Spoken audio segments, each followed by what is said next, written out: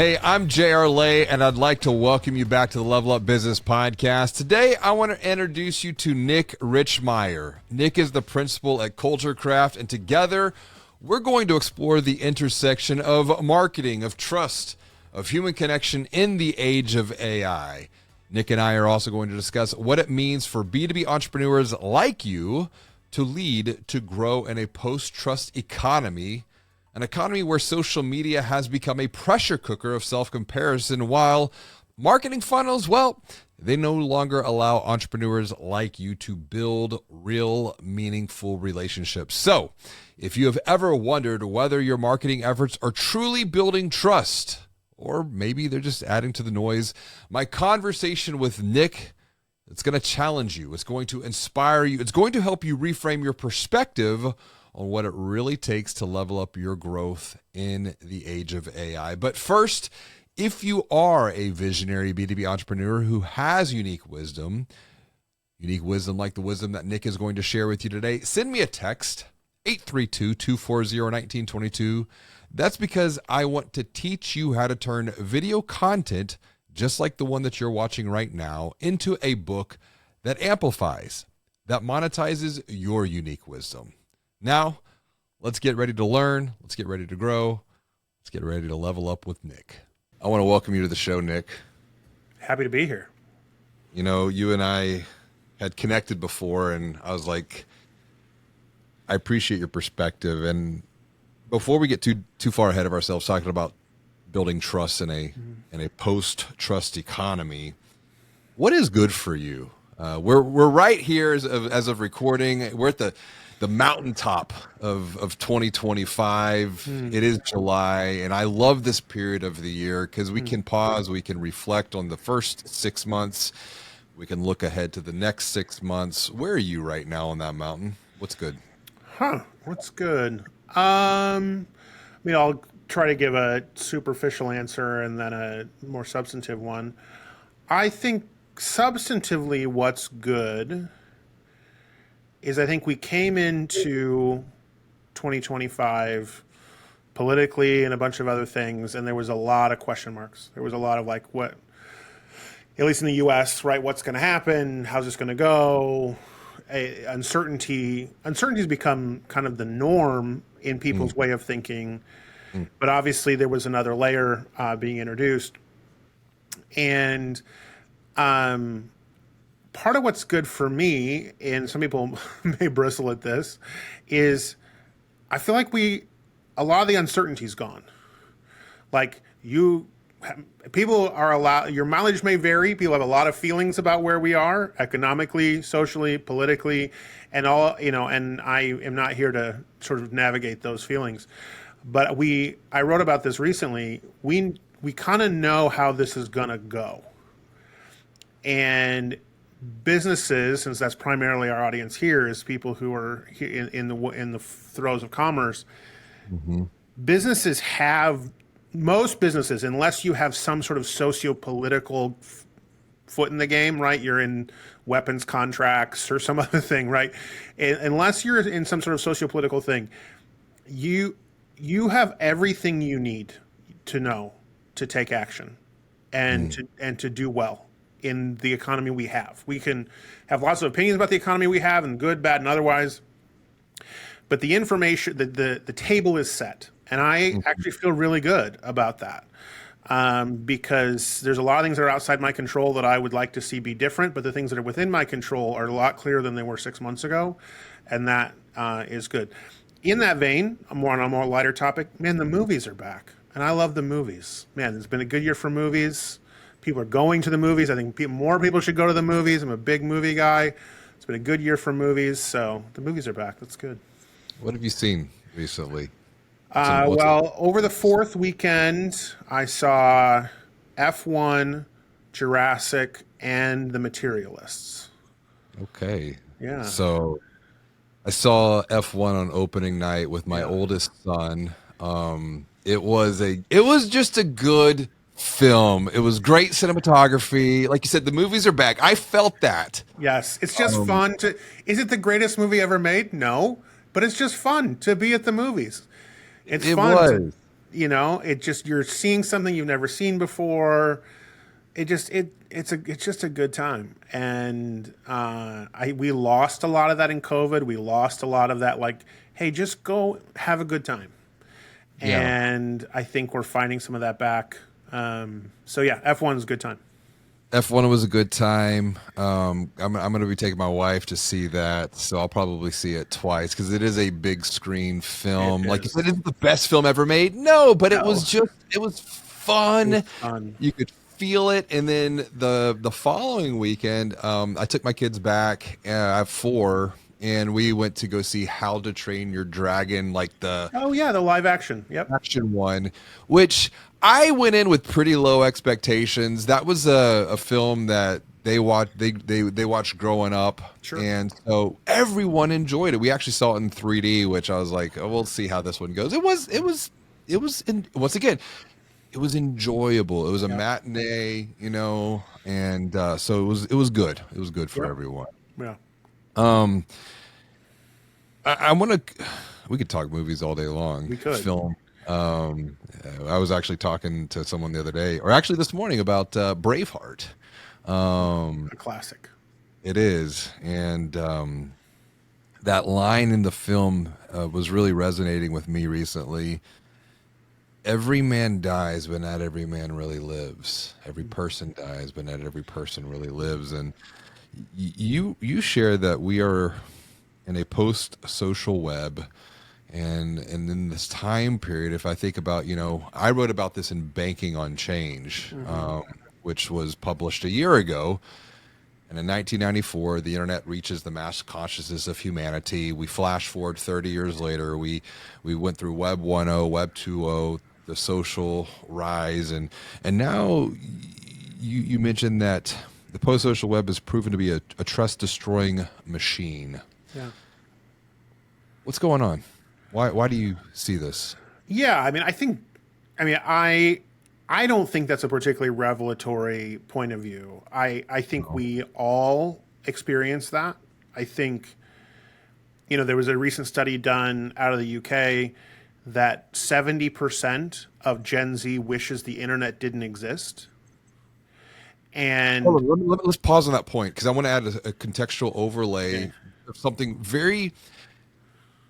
No one's going to know this because this happens in our little town, little suburb outside of Houston. My wife got asked to go back to the high school. We went to the same high school, graduated the same year, turn of the millennium, 2000. yep, I started my business 2 years after that, so still relatively young internet. yep, There's something they nominate 12 students or 20 students at this school, 20 boys, 20 girls, and they have to go through this interview process, and they pick the top 3 of the class, and it's all the seniors.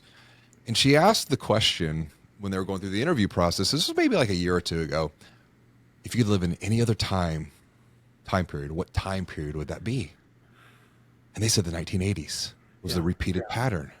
yeah, And these are kids that are post millennial, Yep. post 2000. yep, She asked the follow up is, well, why? And their belief, their perspective, it was a simpler time.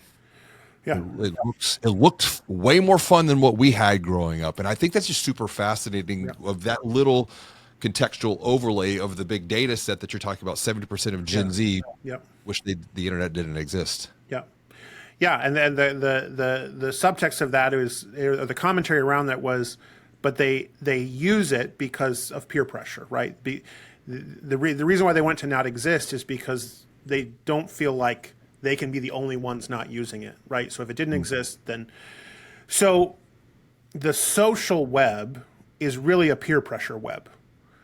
It's doing very little work. Now, I think initially, perhaps, maybe in some of the early days of Facebook, et cetera, there was some element of socialization happening, people connecting, finding your old high school buddies, blah, blah, blah, blah, blah.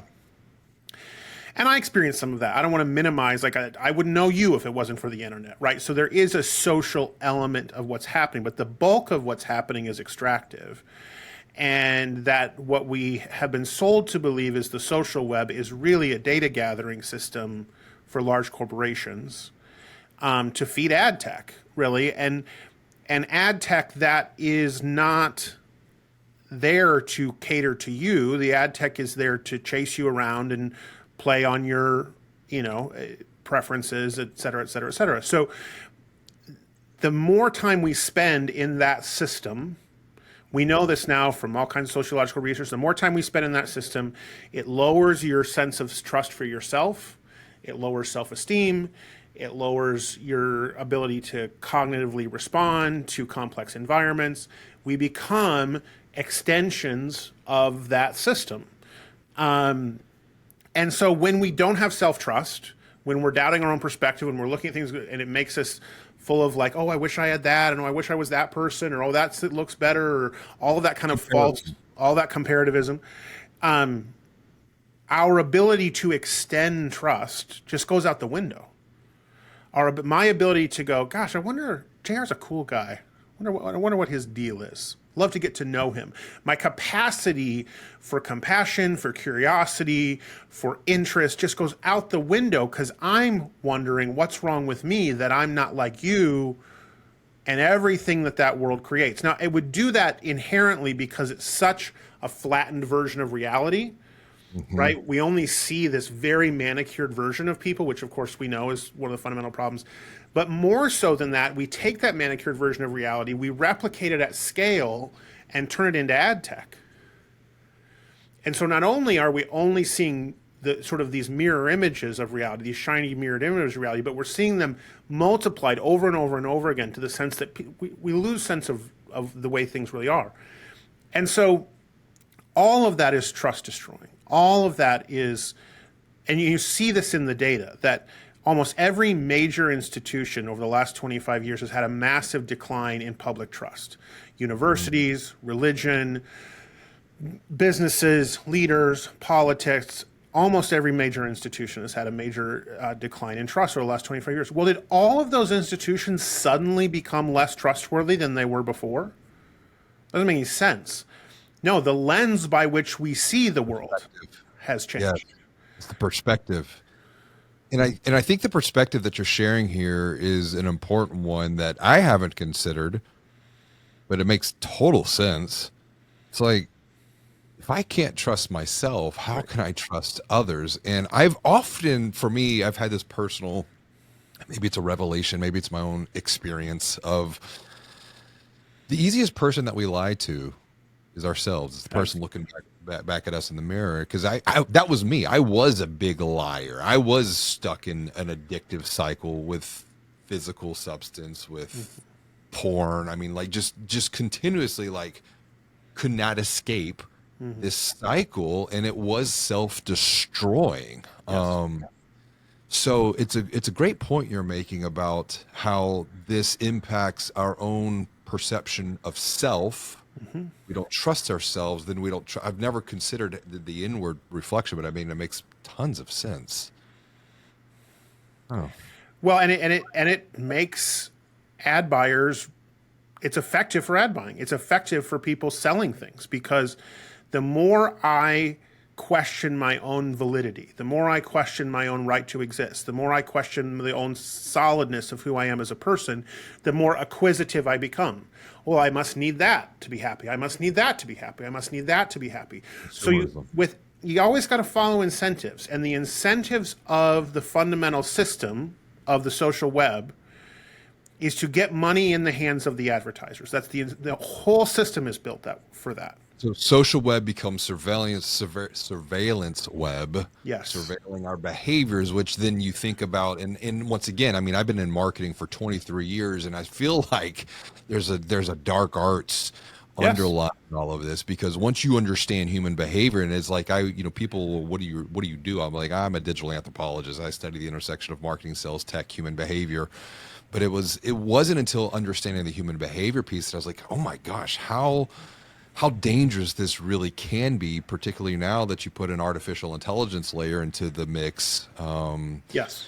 So I understand fully, and I wanted to bring this narrative to other entrepreneurs because they may not be thinking about this on a day in and a day out basis, but it is going to have a big implication.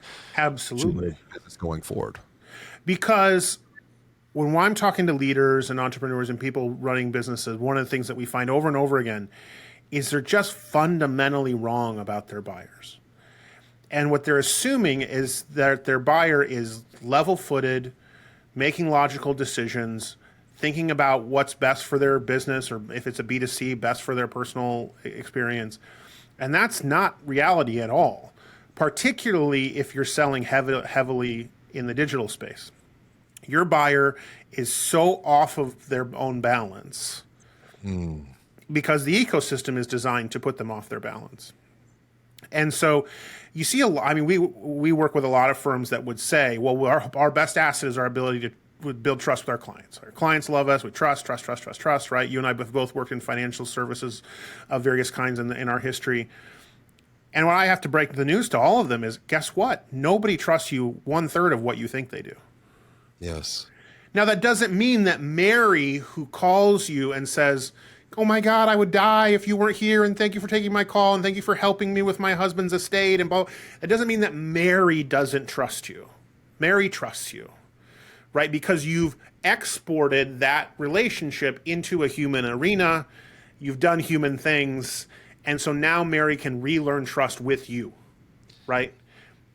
Can I pause you real fast? Because it's a simple question, but I think it's an important one.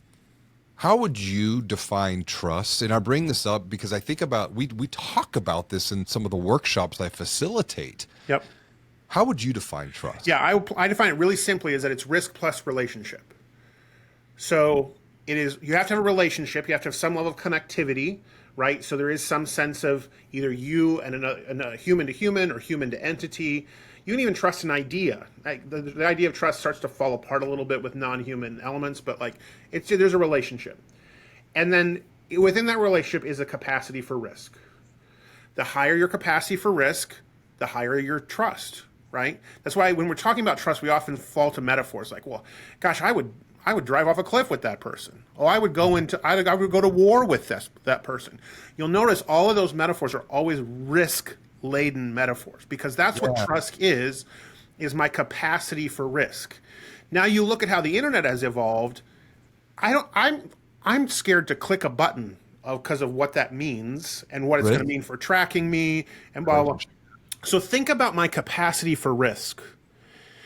In 2002, I was dying to put my credit card number on the internet so that I wouldn't have to make a phone call. I was like, my God, when are they going to figure out how to let us put our credit card on the internet, right? We were dying to put our credit cards on the internet. Our capacity for risk was so high. We didn't care what the controls were. It's going to be fine. We would go into chat rooms and talk to total strangers and have all these, like the late 90s on the internet was a wild time. I was there. I was probably there in the chat rooms in 92, 93 as like an 11, 12-year-old. Yeah, yes. It was the Wild West. AOL was crazy. Now, again, I am afraid to open a website if I don't know what that website is for fear of what it's going to do. So our capacity for risk is infinitesimal on the internet now, which means our capacity for trust is running through that same teeny tiny pipe because we can't take risks together, which is why I use the Mary example. Mary's going to take all kinds of risks with you, right? Because the relationship and the risk have risen and bloomed over time in human environments. But if your primary interface is through layers and layers and layers of mediation and content, the curse word of content, right? None of that stuff is trustworthy at a fundamental level because it doesn't induce your prospective customer to take risks with you. And if you can't get people to take risks with you, you can't take them on the journey that you want them to go on. Relationship, risk, and then maybe another R, reward.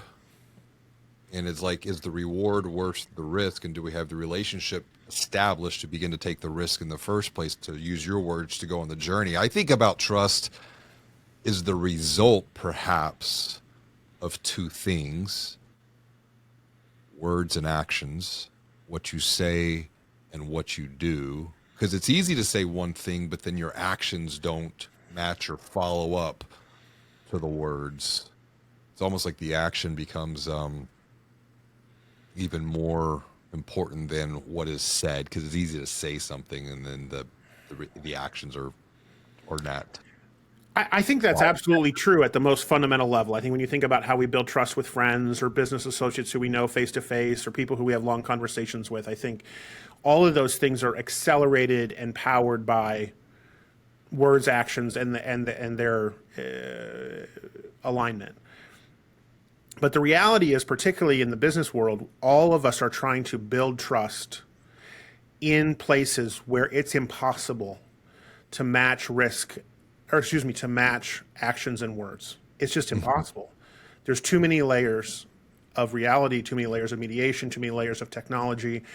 And so, but the reality is we are still playing a trust game.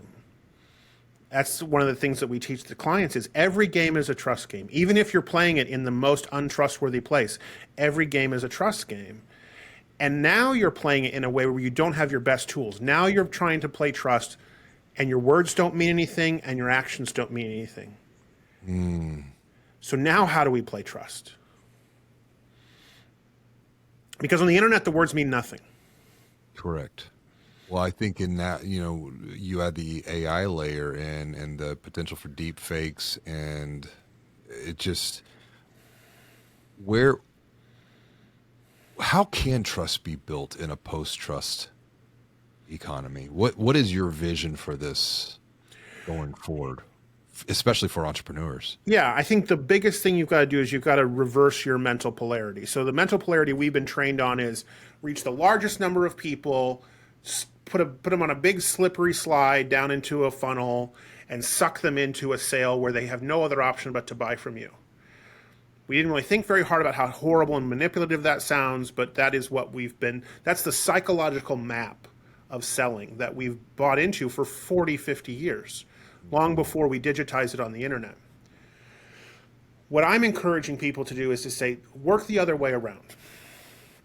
Work from a relationship map first, not a funnel map. So a relationship map says, how many good relationships do I need in the next year?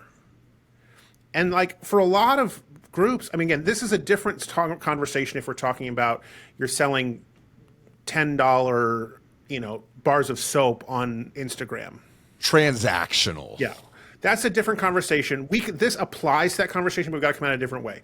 So we're talking about relationship-based selling, long-term selling, not transactional. For a lot of firms, it's we need 10 or we need 20 or we need 25 or we need whatever. It's not a very big number. It's often not a big number. And then I want you to think about what's the best possible way to meet those 10 people. And you will find in many cases that the answer is not write more blogs on the internet. If I had to go tomorrow and find 10 great people for a new product I was developing, the first thing I would do is go make 10 phone calls. And I would call you, JR, and I'd be like, hey, JR, here's what I'm thinking about. First, beat it up for me. Right? Tell me how to make it better. And you know what? That's really trust building because I'm showing up with vulnerability. And vulnerability is always trust building. Problem is you can't do vulnerability on the internet because the internet will eat it alive. So the only place you can do vulnerability is like this, face to face. So I say, JR, hey, beat up this idea. You give me some feedback. Now I know you're not the right person for this product I'm developing. Is there anybody, who should I talk to next? And you give me 3 people to go talk. Oh my gosh, you should absolutely talk to so-and-so. You absolutely talk to so-and-so. All of a sudden, in 2 weeks' time, if I do this with due diligence, I've talked to 60 people. Now you tell me how long it's going to take for the best marketers in the world to produce a digital funnel that gets you in 60 conversations. Now, I don't know how many of those people, you're not going to find 10 buyers out of those 60 conversations, but think how much more buyable you're going to be at the end of those 60 conversations. And the entrepreneur's like, well, I have other stuff to do. I got to build a product. Blah, blah, blah, blah. No, this is all you have to do. All that product market fit, all that whatever is all distraction from you building relationships. Because if you can't build the relationships, the whole thing's going to fall apart. Relationship and the risk, and it's almost like you're closing the delta between the two. Yes. Probably at an accelerated pace, because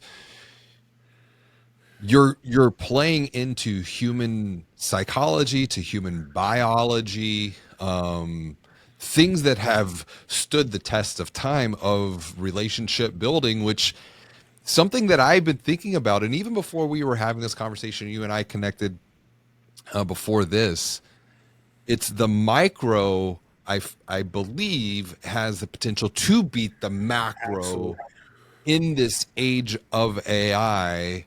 And we never talked about this before we met, but I don't know.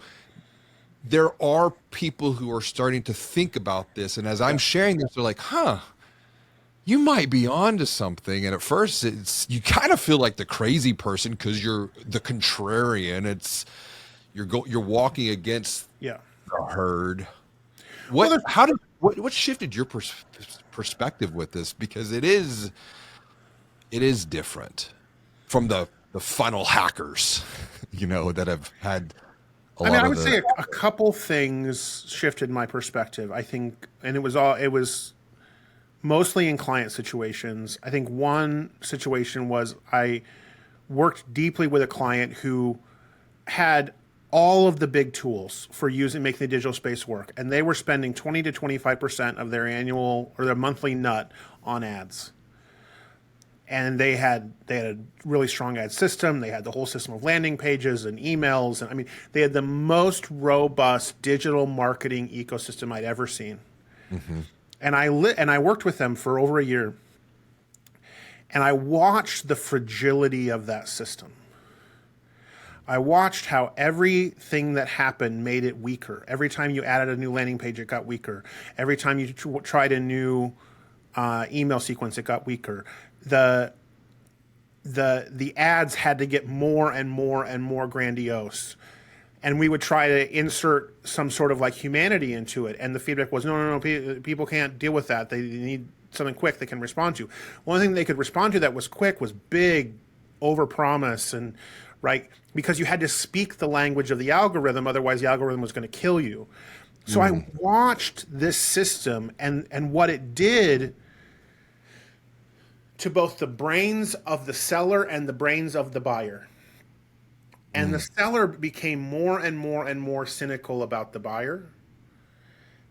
And the buyers clearly became more and more cynical because the number of clicks and the cost of the clicks just kept going up. Yeah. Right? And so the number went down, the cost kept going up, and you had to keep buying more ads and buying. And it was the deepest I'd been in that water at any massive scale. And I was like, oh, this is designed to implode. And it's just a massive tax by the vendors, the MarTech vendors who are selling these services. I was starting to see the same thing, for example, like the promise of, we'll say, marketing automation. Yeah. Marketing automation, in theory, sounds great. It's hard to automate a relationship. It's impossible to automate a relationship. You got to show up. And again, it's not that any of those things in small doses is wrong. I'm not saying everything has to be analog. I'm not saying you have to cancel your HubSpot subscription. I'm just saying you have to bend your brain to go back to going, okay, well, what's normal? Right? If normal is relationship, then I'm going to use an automation tool to help me. How is it helping me to get back to relationship? Because a lot of those systems are built to get you away from relationship. And again, you can use digital ads. You can be on social media platforms. There's nothing inherently wrong with those things. You just have to remember that all of them have to be very carefully crafted, or they will do what they're designed to do, which is to pull people away from relationship. And I think that was the big part of my thesis writing my first book, Banking on Digital Growth. I proposed a formulaic approach to where HX plus DX equals growth, meaning human experience plus digital experience. I've always put the the people, the pains, the questions, the concerns of people that an organization, a business, an entrepreneur is looking to help. That has to be at the center of the narrative. If we get too far away from that, then we begin to navel gaze and just think about ourselves. And I think at that point, we're so far off course. It's almost like what I'm hearing. It's all roads lead not to Rome. All roads lead to relationship. And you. What do you see as the future of marketing? Like you said, it doesn't mean we have to go all the way swing the pendulum back to analog, but it's like I've been thinking about connections that lead to conversations, which I think in a way has become a bit of a lost art. I could be wrong with that.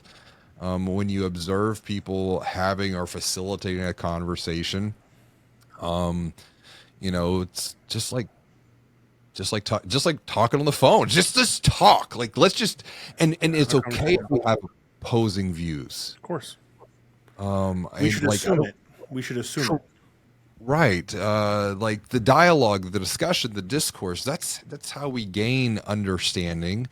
And we might not always agree. We could agree to disagree, and I think we do it with respect. I look at respect and trust. They do go together. Respect, relationship.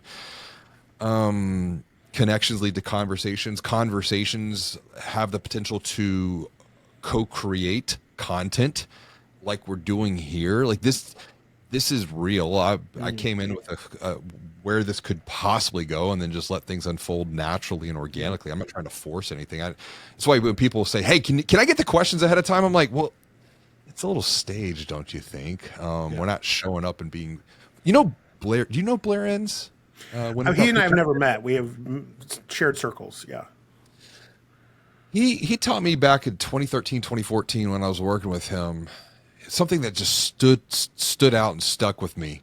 It's about having a conversation or being on stage or facilitating a workshop. He said, JR, you can present or you can be present.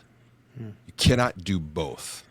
So from that point forward, I made it a conscious decision to start being present instead of presenting.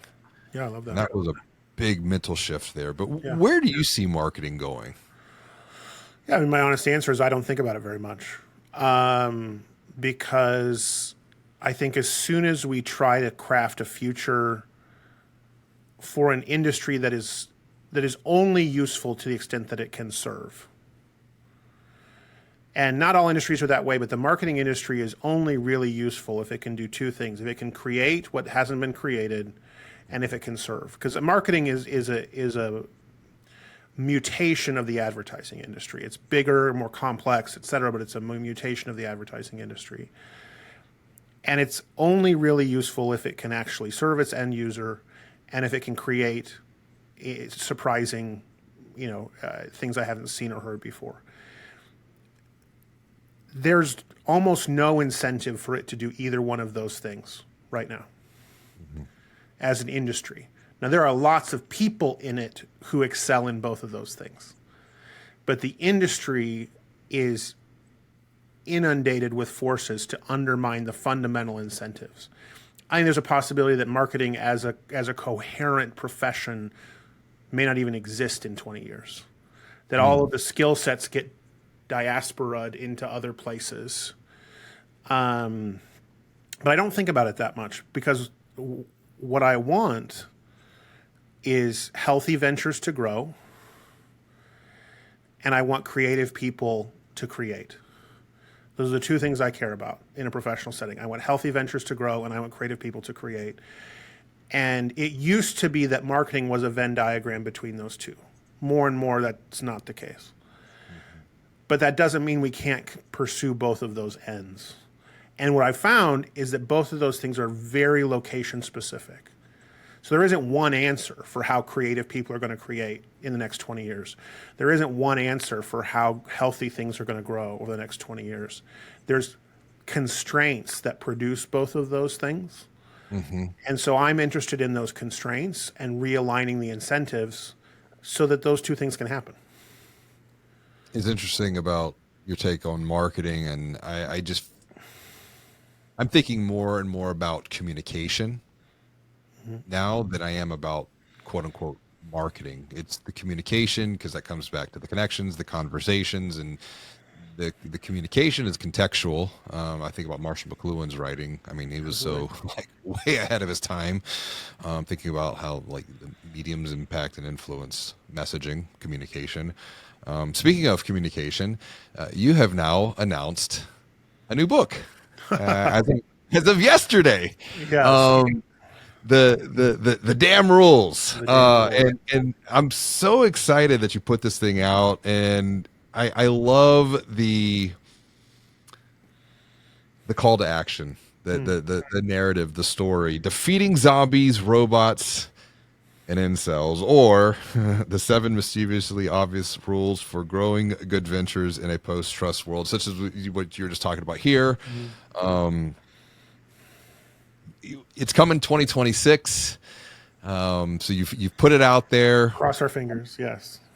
You've been working on it a while, as you mentioned. 3 years, writing, rewriting. It's almost time to let it go. Why this book, and why now?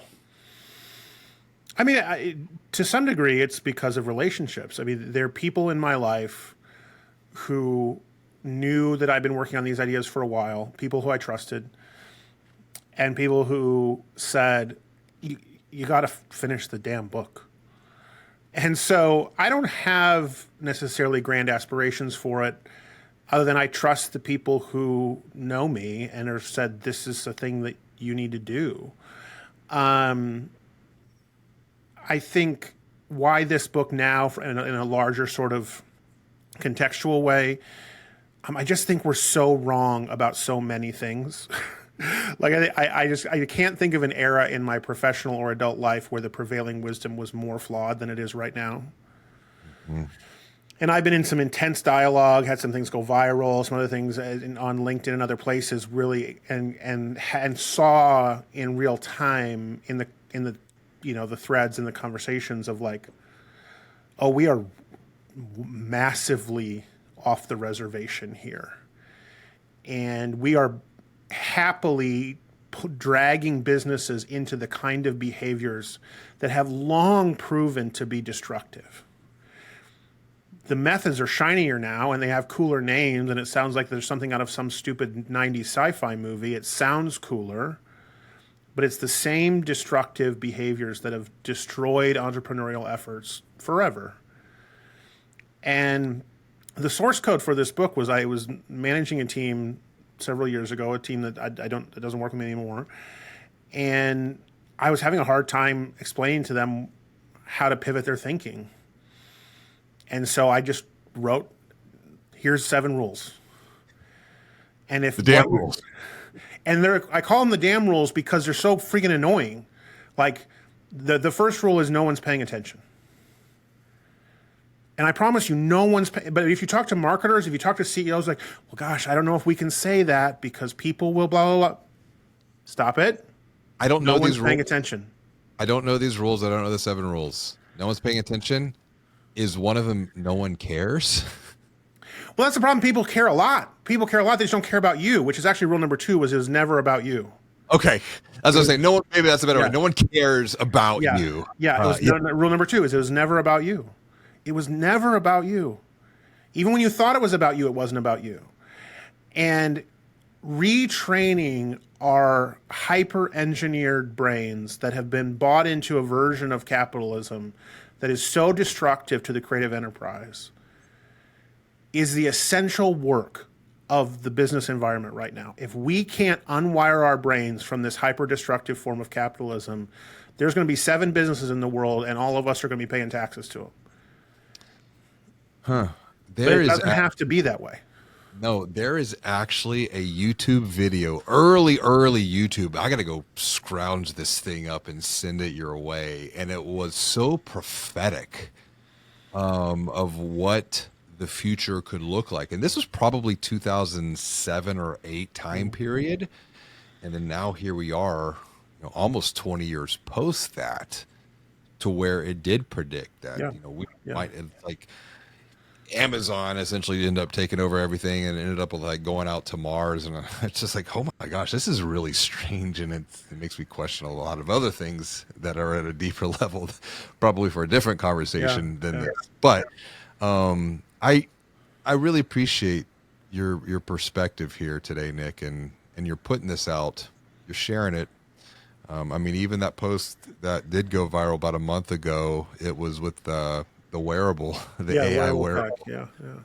And you said, if you show up with one of these at my house, I'm going to ask you to take it off, or you might not be invited next time. It's like, why are we even having this conversation about wearing AI tech that is always on, always listening, always surveilling? I just like, because we're really, really, really lonely. Like, we think it's about, oh, it's going to make life more efficient for me, or all of these sales pitches that we've been given, so we regurgitate them back. I mean, part of the genius of Sam Altman is he gives us the script of how to think about him so that we regurgitate it back to him. You ever question his name, Altman? I mean, these things always happen. Musk, Trump. I mean, like, these things are not, these just our brains work in particular ways. But the reason why we're allowing these things to rule over our existence instead of thinking critically about them, and by thinking critically, I mean there's not one answer. Be like, well, you're just going to make people leave their phones outside too? I don't know. I'm not defining an answer. I'm saying I'm going to be attentive about surveillance tech in my own house. Does that mean I'm going to throw away my TV? Not today. I mean, my TV, I don't know, maybe someday, right? All I'm saying is I'm going to be attentive about surveillance tech in my own house, because I'm not so lost in my own loneliness that I'm willing to export my happiness to the objects around me. I'm not willing to do that. And that was incredibly contentious. And that tells you something about where we are.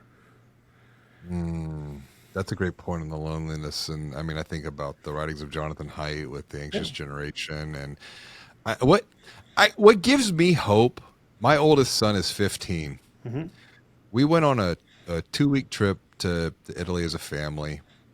He left his phone at the house. He didn't even take it with him. Because, A, it's a dumb smartphone, meaning it's an old refurbed iPhone off of Amazon that's been stripped down to where he can call, text, take pictures. There's no internet.